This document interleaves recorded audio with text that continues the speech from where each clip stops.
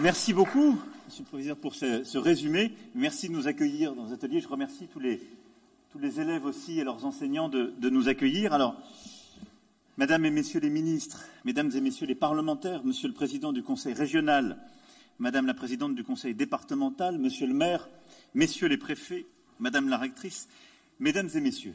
Alors, vous l'avez dit, on est ici dans un établissement qui réussit bien, innove. Le Furocampus se lancera à l'automne et je crois correspond exactement aux initiatives que nous voulons conduire. Et je veux remercier vraiment tous les acteurs, d'abord locaux qui sont vos partenaires habituels d'être là, avec les enseignants et les élèves. Et je veux aussi remercier nos amis qui sont plutôt du national, qui ont fait le voyage et qui, à la tête de grands groupes, d'associations ou de fédérations professionnelles, ont pris la peine d'être ici pour aussi marquer l'engagement collectif de la nation derrière le lycée professionnel. Ce n'est pas simplement une réforme dont je suis venu parler aujourd'hui et sur laquelle nous travaillons depuis maintenant 1 an avec les ministres. Je dirais que pour moi, c'est une cause nationale. Parce que je crois, comme vous, dans le lycée professionnel. Je pense que les élèves qui sont là ont toutes les raisons d'être fiers d'être dans ces voies. Je le dis avec beaucoup de force, parce que nous avons besoin, pour continuer de réindustrialiser le pays, mais aussi de réussir dans les services à la personne, de réussir dans l'informatique, les métiers de demain, comme ceux qui sont en tension aujourd'hui, de toutes les filières dans lesquelles vous vous êtes engagés. Mais je dis que c'est une cause parce qu'aujourd'hui, malgré l'investissement de la nation, malgré le dévouement des enseignants, nous ne sommes pas au rendez-vous de la promesse que nous devons à ces élèves. Et je pense qu'il faut être très honnête avec nous-mêmes, avec le constat qu'on doit faire sur les résultats et la situation dans lesquelles est l'enseignement professionnel dans notre pays. Ce n'est pas la faute des enseignants, ni des dirigeants de ces établissements, ce n'est pas la faute des entreprises, c'est le système lui-même qui est aujourd'hui, pardon de le dire comme ça, mais mal fichu. Les résultats, ils sont, et je le dis d'autant plus que toutes les réformes depuis de nombreuses années ne touchent pas le lycée pro, et on fait comme si c'était au fond moins important. Je pense le contraire. On parle de 621 000 élèves et 64 000 apprentis. C'est-à-dire qu'il y a 1 lycéen sur 3 dans notre pays qui rentre en lycée professionnel. 1 sur 3. Et que si on a ces merveilleuses statistiques, qui sont une fierté pour la nation, on dit qu'on a dépassé les 80% de bacheliers, c'est aussi parce qu'il y a le lycée pro. Mais si on regarde et qu'on ouvre un peu le capot, puisqu'on est dans un atelier, sur 100 élèves qui rentrent en seconde professionnelle, on en a 1/3 qui va décrocher 100 bacs ou équivalent. 1/3. 1/3. C'est ça la réalité nationale. Ensuite, on en a 39 sur 100 qui vont intégrer la vie active avec un bac ou équivalent. Il y en aura 23 qui sont au chômage à l'issue de leur cursus. Et 28 qui s'engageront dans les études supérieures, que presque la moitié d'entre eux ne réussiront pas. Ce qui veut dire que c'est moins de 40% des jeunes diplômés, je parle au niveau national des lycées pro, qui trouveront un emploi 6 mois après l'obtention de leur diplôme. Je dis ces chiffres, ils sont cruels pour nous tous. Mais ça veut dire que si nous ne faisons rien, on continuera de perpétuer un système qui trahit la promesse à l'égard de notre jeunesse. Donc il faut s'y atteler avec beaucoup de courage, fort de ce que vous avez décrit, et au fond, d'assumer que le lycée professionnel est une cause, parce que ça concerne 1/3 de nos jeunes, et c'est plutôt 1/3 de nos jeunes qui ont eu plus de difficultés avant, et en fait, en quelque sorte, on double les inégalités. Parce que c'est plutôt des jeunes qui viennent de milieux difficiles, qui ont été moins aidés, qui ont moins de repères, qui ont moins de relais, qui ont moins de réseaux, dans lesquels, en quelque sorte, pour lesquels on va reproduire de la difficulté. Et je le dis avec beaucoup de force, les chiffres que je viens d'évoquer, si ça avait été ceux du lycée général, il y a bien longtemps qu'on aurait fait des réformes sur cette matière. Moi, je veux que le lycée professionnel, avec vous tous, redevienne la voie vers l'emploi et vers le bon emploi. On a aujourd'hui des centaines de milliers d'emplois non pourvus, alors que sur les 10 métiers les plus recherchés par les employeurs, 100% sont des diplômes de l'enseignement professionnel. Dans les 10 métiers où les tensions sont les plus fortes, 8 à 9 sont également des diplômes de la voie professionnelle. De même que pour les 15 métiers qui recruteront le plus d'ici 2030, 10 d'entre eux sont des métiers formés par la voie pro. Donc on a tout, si je puis dire, si on se donne les moyens pour réussir et relever cette cause.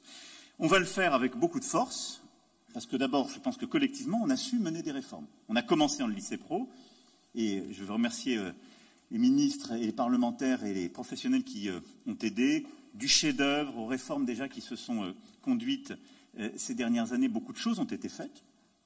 Et puis on a réussi collectivement une réforme importante dans notre pays, qui est celle de l'apprentissage. Ça fait des décennies qu'on disait que l'apprentissage en France, il fallait le développer, qu'il fallait atteindre les 500 000 contrats d'apprentissage par an. On était bloqué entre 200 et 250 000. Au moment où je vous parle, on a passé les 830 000 par an. Malgré la crise Covid, malgré les difficultés économiques. Parce qu'on a fait une réforme en profondeur, on ne s'est pas occupé des débats institutionnels, on a simplifié, on a associé les branches professionnelles, on a simplifié les aides, on les a clarifiées, on les a renforcées, et on est passé d'environ 250 000 apprentis an à 830 000 apprentis. Donc, on sait faire. Et ce, dans toutes les catégories d'entreprises, majoritairement dans les plus petites entreprises, et ce, dans toutes les catégories de qualification, du pro jusqu'au bac+3.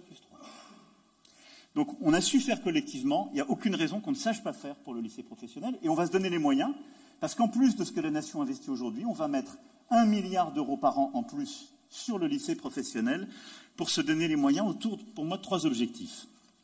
D'abord, nous attaquer au décrochage. Je le disais, on a 1/3 de décrocheurs, donc c'est la première bataille. La deuxième, c'est nous attaquer à l'insertion professionnelle. On ne peut pas se satisfaire du fait que simplement 40% des diplômés auront un métier dans les 6 mois. Donc on doit aller vers 100% d'insertion pro. Et troisièmement, de reconnaître l'engagement des enseignants de lycée pro avec un effort encore significatif et redoublé par rapport à ce que nous avons pu faire pour le reste de l'éducation nationale. Et je le dis en rendant à nouveau hommage aux enseignants qui, je crois, portent l'excellence et sont pleinement mobilisés derrière nos élèves. Alors, premier objectif, s'attaquer au décrochage et viser le 0 décrocheur. Si les jeunes décrochent, vous l'avez très bien dit, je l'ai noté dans vos propos, monsieur le proviseur, c'est qu'on a d'abord un sujet de choix par défaut. Et donc, on a une première bataille qui ne vaut pas que pour le lycée pro, mais qui est indispensable, qui est celle de l'orientation. Et je dirais que l'orientation, elle est d'autant plus importante quand on n'a pas les repères chez soi, quand on ne peut pas être conseillé par la famille. C'est extrêmement difficile, dans le maquis des formations, des sigles et des métiers, de pouvoir se repérer. Donc, si on veut gagner cette bataille et éviter en quelque sorte que ce soit un choix par défaut ou mal orienté, on doit réussir à faire que ce soit, le lycée pro, une voie par choix. Et donc, premier élément de l'orientation, il faut susciter des vocations. C'est pourquoi, à partir de la rentrée prochaine, à partir de la 5e, chaque élève se verra proposer dans son cursus pédagogique un temps dédié à la découverte des métiers. C'est ce que nous allons lancer à partir de la 5e pour éveiller les vocations. Ce qui veut dire aussi qu'on aura des professionnels, des enseignants de lycée pro qui pourront aller dans les établissements présenter leur métier dans ce cadre, mais qu'on va aussi ouvrir beaucoup plus les collèges à l'entrée des collectivités locales et des entreprises pour qu'elles aillent présenter les métiers, les besoins, les métiers qui sont en tension, les métiers de demain. Et ça, c'est indispensable. Donc, ce sera institutionnalisé dans tous les établissements, mais les enseignants du lycée pro seront associés tout particulièrement à ce travail. Ensuite, ça suppose aussi un effort de vérité au moment de l'orientation. On avait, il faut bien le dire, un manque d'informations trop important sur la nature des filières et leurs débouchés. Dire qu'une formation ne mène pas à l'emploi, c'est blâmer personne, mais c'est juste donner des instruments pour s'orienter à un élève et à ses parents. C'est redonner pleinement du sens à la formation, à un métier et de la motivation aux élèves. Et donc les familles doivent pouvoir connaître quels sont les débouchés de tel CAP ou Bac Pro, et cela s'améliore puisqu'elles disposent cette année, parce qu'on a fait l'effort là dans l'année qui vient de s'écouler, sur AFELNet, maintenant on a les taux d'insertion par filière au niveau régional. On va poursuivre ce travail de transparence dans le système et sortir de tous les faux-semblants, et ce qui fait que nous afficherons les taux d'insertion et de poursuite d'études par filière et par établissement, mis au regard d'ailleurs du besoin d'emploi, et ce sera prêt pour la prochaine campagne AFELNet d'avril 24, et ce sera enrichi à terme d'informations sur les rémunérations par filière en avril 25. Ce qui veut dire que toute famille et tout élève, au printemps prochain, il aura la possibilité de dire, quand il va dans tel établissement, telle filière, combien des élèves sont allés vers derrière un BTS ou une autre formation en sup, ou combien sont allés vers l'emploi, en ont eu un. Et quand on a une filière, et je ne blâme personne, une formation où il y a très peu de débouchés en emploi, très peu de débouchés en enseignement supérieur, ça veut dire que c'est sans doute une filière qu'il faut fermer. Et qu'il faut avoir le courage de le faire, et plutôt de l'ouvrir là où on a des besoins. Mais ça, c'est un instrument d'orientation pour les familles et pour les jeunes, qu'on a amélioré là dès ce printemps, et qu'on va complètement améliorer à l'échelle de l'établissement et des filières pour le printemps prochain. Deuxième élément pour viser le zéro décrocheur, c'est évidemment de donner plus de moyens dans le lycée pro pour venir auprès des élèves qui ont des difficultés. On a trop d'élèves qui décrochent en raison, au fond, de difficultés de départ. À l'entrée en seconde, on a 40% des élèves qui ont une maîtrise fragile, voire insuffisante de la lecture. Et donc les difficultés sont beaucoup plus importantes, on le sait, que dans l'enseignement général. Et donc si on ne se donne pas encore plus de moyens pour y pallier, y répondre, on n'y arrivera pas. Et donc l'idée, c'est véritablement de donner les moyens aux enseignants, de faire davantage de travail en petits groupes, d'avoir plus d'accompagnement individualisé, de remettre des moyens sur l'accompagnement pour les élèves en situation de handicap. Pendant la scolarité, pour éviter le décrochage, il faut que l'enseignement soit plus adapté aux besoins des élèves. Et donc, on va généraliser le soutien en petits groupes. Il sera renforcé dès la rentrée dans les établissements dans lesquels les enseignants souhaiteront s'engager. Et donc ça, c'est un dialogue et un travail pédagogique qui doit être fait établissement par établissement. Il ne faut pas qu'il y ait une règle unique au niveau national. C'est les chefs d'établissement avec la communauté pédagogique qui doit évaluer les besoins. Et en fonction de ça, on pourra avoir donc des heures de mathématiques et de français qui pourront être allouées, de voir aussi comment prendre en compte les difficultés des élèves allophones, qui sont en plus grand nombre dans le lycée professionnel que dans l'enseignement général également. Et dans le cadre, j'y reviendrai tout à l'heure, de ce qu'on fait avec le pacte, de donner les moyens aux enseignants de pouvoir traiter ce sujet. Nous ouvrirons aussi des cours optionnels au plus près des aspirations des élèves, comme par exemple les cours d'entrepreneuriat, une seconde langue vivante, là aussi parce que les besoins doivent être différenciés. Il faut redonner de la souplesse sur ce sujet.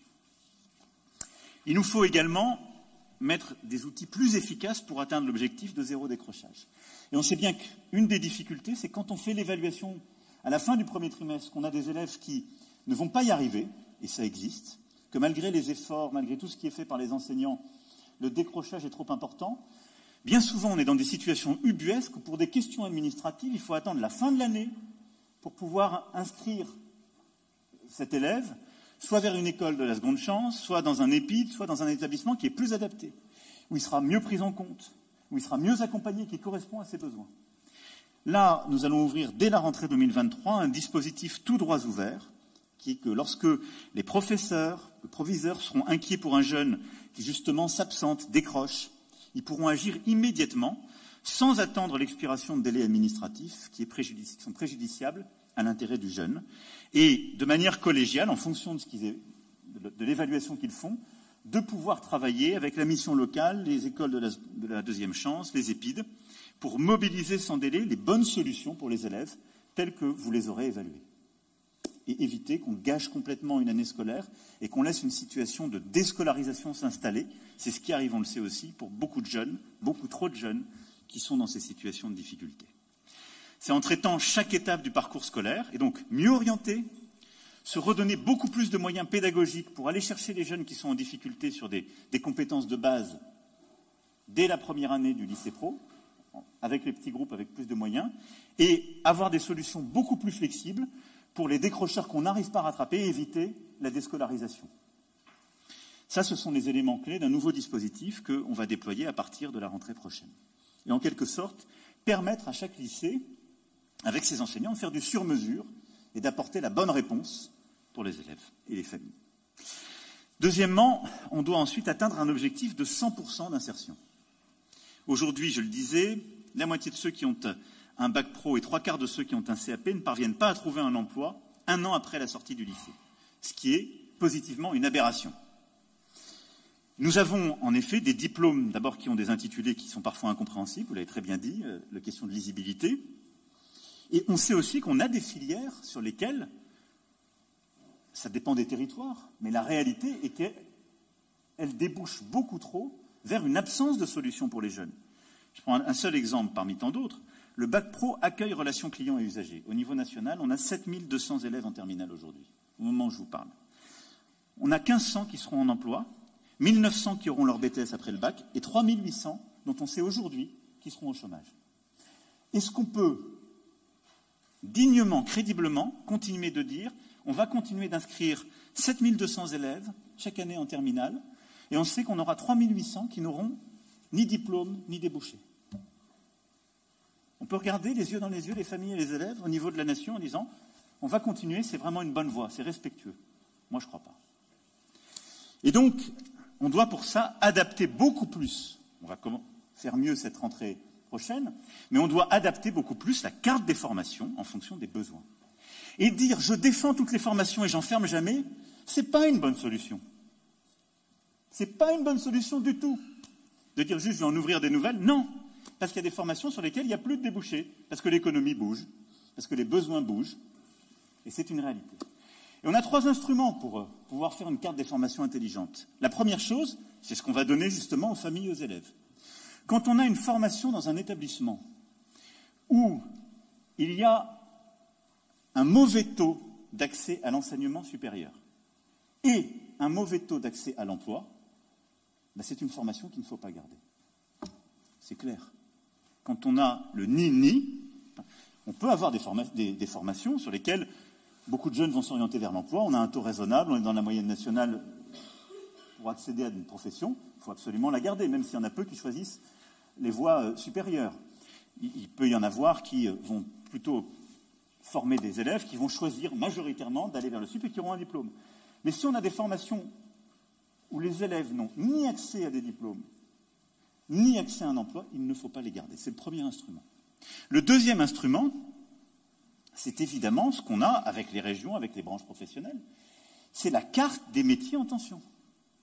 Quand on a des métiers en tension à l'échelle d'un territoire, qu'on a besoin, beaucoup sont là sur les services à la personne ici, par exemple, en effet, tous les métiers du ferroviaire dans une ville ô combien engagée sur ces métiers historiquement, une région qui en a besoin, dans les métiers de l'aéronautique, un peu plus au sud, y compris certains métiers agricoles. Tous les métiers en tension qu'on connaît aujourd'hui, il est intelligent parfois de rouvrir des formations. Puis on a une troisième chose, c'est la carte des métiers en devenir. On sait qu'à horizon de 5-10 ans, la nation aura besoin encore plus de former certaines compétences. Là, ces 3 instruments, c'est-à-dire la réalité des débouchés, les métiers en tension d'aujourd'hui et les métiers en devenir compte tenu de notre stratégie actuelle et de ce qu'on sait dire. Et on sait qu'on en a. Par exemple, dans la rénovation énergétique des bâtiments, par exemple dans le nucléaire, par exemple dans le renouvelable, par exemple dans le numérique. On sait dire ce sur quoi la nation aura besoin de continuer à former. Tout ceci doit nous conduire à réaménager nos cartes de formation de manière beaucoup plus à la fois transparente et courageuse. C'est-à-dire de fermer là où il faut et d'ouvrir plus massivement là où il le faut. Et donc, on devra ainsi avoir ce courage et transformer les choses. Alors, l'évaluation et l'évolution de cette carte des formations, elle ne doit pas se faire depuis Paris, elle doit se faire au niveau de chaque territoire, du bassin d'emploi, et même, je dirais, en associant d'abord chaque établissement. Et donc, ce qu'on va faire, dès les prochaines semaines, c'est donner à chaque établissement ses taux d'insertion et de poursuite d'études par formation, à chaque chef d'établissement et à l'ensemble de sa communauté pédagogique. Ensuite, avec les régions, mais également avec les métropoles, les communes, les départements, l'ensemble des services compétents et les branches professionnelles, on va avoir au niveau de chaque établissement un travail qu'on va demander pour évaluer ensemble où on identifie des formations qu'il faut fermer et ouvrir. Et en quelque sorte, ces CNR locaux doivent regrouper toutes les parties prenantes, les enseignants, les acteurs économiques, les collectivités, pour identifier les leviers d'action, proposer des projets pédagogiques avec le fonds d'innovation qui sera mis à disposition et proposer une évolution de la carte des formations. Ces propositions seront ensuite examinées sous l'égide du sous-préfet au niveau du bassin d'emploi, parce qu'on va concentrer justement l'action locale de l'État pour coordonner ce travail. Et il appartiendra alors au Conseil régional et à l'État d'ajuster la carte des formations pour s'adapter à l'ensemble de ces évolutions des compétences requises. C'est un travail qui va commencer dès maintenant, qu'on va poursuivre à l'été-automne, pour pouvoir, d'ici à la fin de l'année, faire évoluer ces cartes des formations en fonction de ces réalités. Et on doit donc avoir le courage d'arriver à une carte des formations dynamique pour ne pas perpétuer les situations d'échec collectif qui parfois existent. Évidemment, nous accompagnerons ces transformations en mettant des moyens, via le plan France 2030, pour beaucoup mieux cofinancer avec les régions la mise à disposition de nouveaux plateaux techniques, former et accompagner les enseignants dont les formations seront fermées, et faire beaucoup mieux que ce qu'on fait jusque-là, et déployer aussi l'innovation, parce qu'on sait que sur certains plateaux, il faut aussi déployer de l'innovation avec des casques de réalité virtuelle, la possibilité d'avoir accès à certains gestes, certains métiers, par des moyens qui sont aussi ceux que l'innovation nous permet d'avoir. Pour atteindre un objectif de 100% d'insertion professionnelle, on doit aller au-delà. Le premier pilier, c'est la carte des formations. Le deuxième élément, c'est l'accompagnement.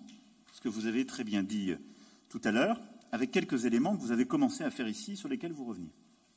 Et je voudrais insister juste sur quelques-uns d'entre eux. D'abord, le mentorat. Le mentorat, qui est en quelque sorte le réseau des élèves qui n'en ont pas, permet aux élèves de bénéficier de conseils de vie, de carrière d'un aîné. Et pour le développer, je sais qu'on peut compter sur les entreprises et pour qu'elles permettent à leurs salariés de pleinement s'engager dans ces démarches. Plusieurs réseaux ici qui portent avec beaucoup d'entrain et de courage, et je les en remercie, cette volonté. Le mentorat doit être universel pour tous les élèves de lycée professionnel. Ce qui veut dire qu'à partir de la rentrée, nous allons monter en charge pour que 100% des élèves volontaires de lycée pro aient un mentor d'ici 2025. C'est tout à fait atteignable. 150 000 jeunes sont accompagnés en 2022. La cible était de 200 000. On doit pouvoir aller donc sur la totalité de ceux qu'ils choisissent, ce qui est potentiellement justement 600 000 pour une cohorte, ce qui est tout à fait atteignable. Et donc ça, c'est une mobilisation de toutes les entreprises, des fédérations qui sont là, une simplification des règles et une mobilisation de tous pour qu'il y ait cet accompagnement qui permet de donner des conseils de vie, d'organisation, d'orientation aux élèves. Nous mettrons de la souplesse aussi et construirons une année de terminale sur mesure en respectant la finalité du bac pro.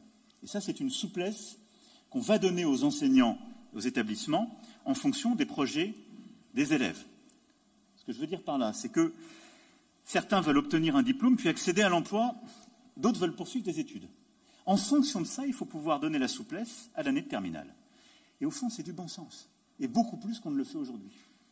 Pour ceux qui voudront immédiatement s'insérer avec le bac en poche, la durée des stages sera augmentée de 50%. Et ils seront accompagnés par Pôle emploi tout au long de leur année scolaire, et donc demain, France Travail, pour les aider justement à avoir un contact avec les employeurs potentiels et les aider en quelque sorte à une transition, ce qui permettra aussi d'évaluer les choses et d'aller à certaines années post-bac quand ils sont trop jeunes. Mais en tout cas, on va adapter leur terminale si leur projet n'est pas de poursuivre des études supérieures. Pour les autres, ils auront une période de 4 semaines de cours supplémentaires pour mieux préparer leur entrée en BTS. La révision des modalités du nouveau bac sera effective pour tous les élèves qui entrent en première pro dès septembre 2023. Et donc cette souplesse en fonction du projet est, je crois, un élément important pour beaucoup mieux se préparer à l'année post-bac, qu'elle soit vers le travail ou qu'elle soit vers les études supérieures. Il y a aussi des spécialisations professionnelles qui doivent être mises en place. Ce sont les formations complémentaires que vous avez déployées dans votre établissement. En effet, pour qu'un jeune diplômé puisse acquérir une professionnalisation souhaitée par l'entreprise, on voit que, à la fois le rajeunissement moyen des élèves, comme il y a, là aussi, soyons clairs, avec les réformes successives, il y a moins de redoublement qu'avant. Vous avez des élèves plus jeunes qui arrivent en lycée pro, et donc vous avez, vous l'avez très bien dit vous-même, des élèves qui sortent parfois plus jeunes, trop jeunes pour les entreprises. Et on sait qu'on a des besoins, et que les entreprises disent « j'ai pas besoin qu'il aille faire 3 ou 4 ans de sup. Il sait qu'il veut venir dans mon secteur, je sais que j'en ai besoin. » Il y a besoin de monter 1 an post-bac pour former mieux ce jeune. Eh bien, ces spécialisations professionnelles d'1 année, pour qu'un jeune diplômé puisse acquérir la professionnalisation souhaitée, nous allons les déployer. Les études montrent que ces mentions augmentent l'employabilité des jeunes d'au moins 20 points, donc elles sont très efficaces, parce qu'on sait qu'on a des jeunes motivés, que ça correspond à un besoin local, et en quelque sorte, on a fait sur ces formations complémentaires exactement le travail qu'on doit faire sur toutes les branches et sur toutes les formations. Donc là, il faut les développer, et en effet, ce qui a été fait ici avec la SNCF, qui a annoncé un partenariat pour les certificats de spécialisation professionnelle post-bac pro en vue d'intégrer les métiers de la SNCF, qu'il s'agisse de l'accueil des voyageurs, de l'entretien des équipements roulants ou de la transformation des infrastructures du réseau, c'est la bonne approche. Et le campus que vous avez créé, c'est la bonne approche pour ce faire. Par ailleurs, Et donc en plus de l'orientation, en plus de ces accompagnements-adaptations, les formations en lycée professionnel doivent être, comme l'apprentissage, le reflet de la réalité du monde professionnel d'aujourd'hui. Et donc, on doit continuer de créer en quelque sorte plus de liens entre le monde éducatif et le monde de l'entreprise. En assumant que le lycée pro est une troisième voie. Ce n'est pas une voie qui est celle de l'entreprise, c'est la grande différence, c'est dans l'éducation nationale, mais c'est différent du lycée général compte tenu justement des vocations et des métiers auxquels on prépare. Et donc à la rentrée, nous allons mettre en place un bureau des entreprises dans chaque lycée professionnel. À la tête de ce bureau, ce sera, selon les spécialités de chaque établissement, soit un acteur du marché de l'emploi, soit un enseignant engagé dans la relation école-entreprise, et chaque chef d'établissement sera associé à ce recrutement. Le bureau aura pour mission d'accompagner les jeunes dans la recherche des stages, de suivre la qualité des stages ou de l'apprentissage, de développer des partenariats en lien avec le chef d'établissement et les enseignants. Il faut dégager du temps et des compétences en la matière. Nous allons aussi accélérer le recrutement des professeurs associés pour permettre à des professionnels ayant des compétences dans les métiers d'avenir ou très spécifiques, où on n'a pas forcément des compétences et ça ne justifie pas forcément des recrutements à temps plein ou tout de suite des qualifications, mais dans des métiers comme l'hydraulique, l'éolien, le nucléaire, pour épauler les enseignants, on déploiera ces enseignants associés. Et puis enfin, pour aller vers cette insertion améliorée et ce 100% d'insertion, on doit aussi valoriser davantage l'investissement des élèves eux-mêmes. Les stages viennent compléter la formation académique des élèves, ils ont donc beaucoup à y apprendre, à la fois un savoir-faire, un savoir-être, on sait combien c'est important et c'est porteur de qualifications pour les élèves. Et il faut qu'on puisse garantir à ces jeunes des stages de qualité dans lesquels, justement, ils apprendront aux côtés des entreprises et de leurs maîtres de stage et en lien avec leurs enseignants. Les élèves seront d'autant plus motivés qu'ils auront une indemnité de stage progressive. Et je crois que c'est assez juste et que c'est cohérent et que ça valorise aussi pour les élèves et leurs familles cet engagement. 50 € par semaine en première année de CAP et de seconde, 75 € par semaine en deuxième année de CAP et en première, et 100 € par semaine en terminale. Et cette indemnité de stage, c'est à la fois une mesure de justice et de mérite. Et c'est un engagement fort de l'État qui prendra à sa charge l'indemnisation de stage. Et je pense aussi que c'est reconnaître que c'est un travail qui est demandé aux élèves, c'est un engagement, que ce n'est pas un temps de formation académique et qu'il est reconnu par la nation et accompagné.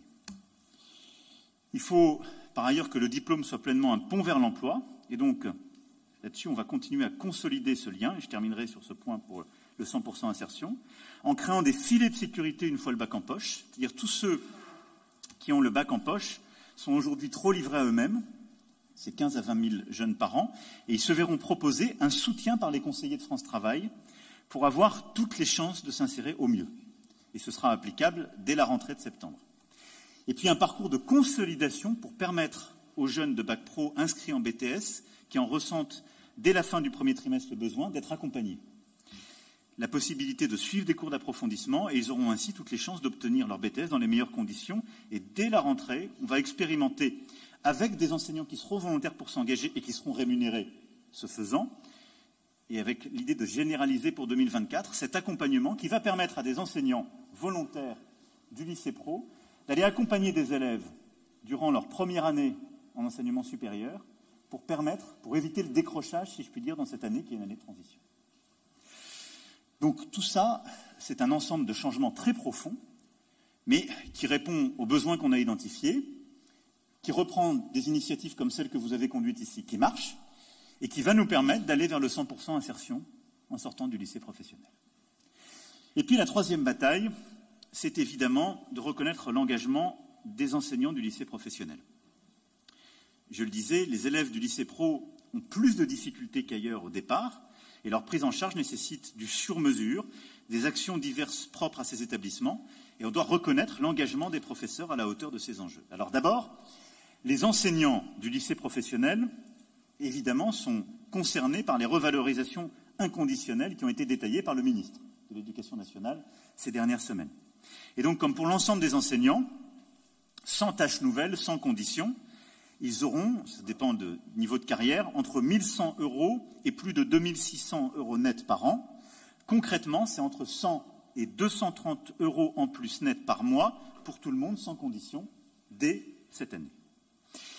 Ensuite, au titre du pacte pour le lycée professionnel, les enseignants du lycée professionnel auront toute une palette de missions nouvelles, comprenant en complément des missions de continuité du service et des savoirs fondamentaux, c'est-à-dire de remplacement de courte durée, de cours de doublé ou d'accompagnement individualisé, ou de coordination justement de ce travail pour le CNR de cartographie, qui sera aussi la participation à l'ensemble des nouveaux dispositifs du lycée pro, des options, l'intervention dans les parcours de consolidation, l'intervention dans le dispositif Ambition Emploi, les accueils de collégiens sur les plateaux techniques que j'évoquais tout à l'heure pour l'orientation, ou le travail qu'ils sont prêts à faire en accompagnement pour des élèves en première année de SUP. En contrepartie de ces nouvelles missions, qui sont la traduction concrète de notre effort collectif pour la réussite des élèves du lycée professionnel, chaque professeur engagé et volontaire pourra prétendre dès cette année à avoir une augmentation jusqu'à 7 500 € bruts annuels. Ce qui veut dire que socle plus pacte, pour ceux qui sont volontaires pour le pacte, ce sera de 680 à 780 € par mois en plus pour les enseignants qui s'engagent dans cette logique. Ce qui, vous le voyez, est considérable, parce que c'est un investissement de la nation, et je pense que la transformation que j'évoque, elle ne peut pas se faire sans qu'il y ait un engagement plein et entier des enseignants qui y croient, adhèrent et sont prêts à s'engager. Le rôle de ces enseignants volontaires sera enrichi. Ils deviendront également l'interface entre les lycées et les entreprises, les institutions, les partenaires et tous les acteurs du service public de l'emploi. Et puis parce que diriger un lycée professionnel, c'est aussi faire ce lien entre le monde de l'éducation et le travail, il faut que les chefs d'établissement, à qui on va demander en plus ce travail sur les cartes de formation et la construction de ce projet, aient le meilleur des deux mondes. Il faut qu'ils soient pleinement reconnus dans leur rôle d'animateur d'équipe. D'abord, on va leur donner des indicateurs plus précis dès les prochaines semaines, la possibilité de faire des responsabilités pour bâtir cette carte et des vrais objectifs pour contractualiser. Et pour ça, les chefs d'établissement seront plus autonomes pour tracer le chemin qu'ils souhaitent emprunter avec leurs équipes, pour accompagner ces élèves vers la réussite. Et le pacte pour eux, c'est d'avoir un cap plus clair pour la réussite des élèves, plus de moyens, mais également des moyens budgétaires qui leur seront destinés et leur fonction sera aussi pleinement revalorisée dans sa rémunération. C'est grâce à l'engagement fort des enseignants, des équipes de direction, de toute la communauté éducative du lycée professionnel que nous réussirons cette réforme essentielle, vous l'avez compris, pour l'avenir de nos jeunes et celui de la nation. Voilà les trois axes de cette transformation que je veux que nous puissions conduire à l'échelle de la nation tous ensemble. Je l'ai dit, c'est pour moi une transformation essentielle, même plus une cause. Parce que le lycée professionnel aujourd'hui cumule trop de difficultés et en quelque sorte, il reproduit les déterminismes. Alors j'entends beaucoup de voix qui s'élèvent. Alors, on vous dira que tout ça est une privatisation. Je connais par cœur tous les arguments. Qu'on va en train de donner le lycée professionnel aux entreprises. Formidable. Mais enfin, que tous ceux qui défendent le système tel qu'il fonctionne aujourd'hui en répondent. Et en répondent au regard des chiffres que j'évoquais. Moi, je défends tous les enseignants, tous les chefs d'établissement, tous les jeunes et toutes les familles qui y sont. Et je dis juste, notre responsabilité, c'est de leur donner les moyens de ne pas rester dans la situation qui est la nôtre. Parce que c'est celle d'un échec collectif et d'un déterminisme social. Et notre devoir, c'est de lutter contre ce déterminisme. C'est de permettre à des jeunes, précisément parce qu'ils viennent peut-être d'une ville qui est plus en difficulté, d'une famille qui est plus en difficulté, peut-être parce qu'ils ont été moins bien accompagnés à un moment de leur parcours scolaire, de leur permettre de rattraper ça et donc de mettre plus de moyens de la nation et de reconnaître, de leur donner les moyens de choisir, de donner les moyens à leurs enseignants de mieux les accompagner, de redoubler les efforts pédagogiques et de donner aux entreprises la possibilité de leur offrir des débouchés plus clairs et plus lisibles.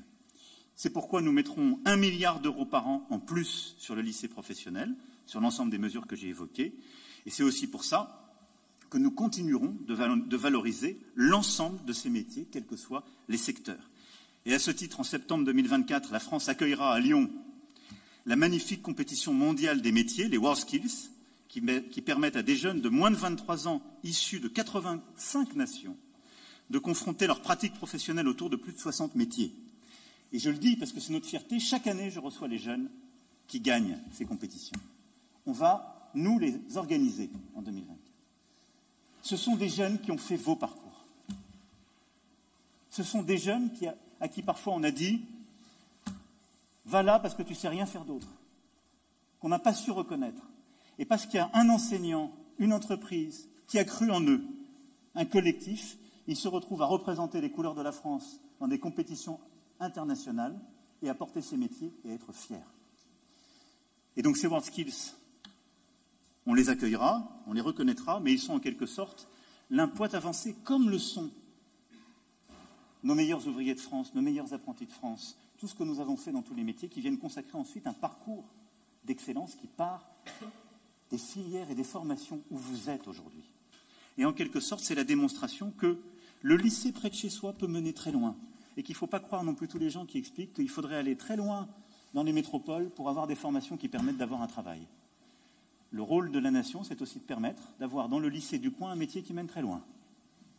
Et c'est une réalité si on s'en donne les moyens. Et vous le voyez bien aussi que ce qu'on est en train de bâtir, c'est une vraie réponse à la fracture des territoires et des destins dans laquelle certains voudraient nous renfermer, parce que ce n'est pas une réalité. Donc à nous de jouer. En étant pragmatiques collectivement et en ayant au fond comme objectif que l'avenir de nos jeunes. Et rien d'autre. Merci pour votre engagement en tout cas. Merci de nous accueillir ici. Vous pouvez compter sur notre détermination. Elle est pleine et entière. Vive la République et vive la France.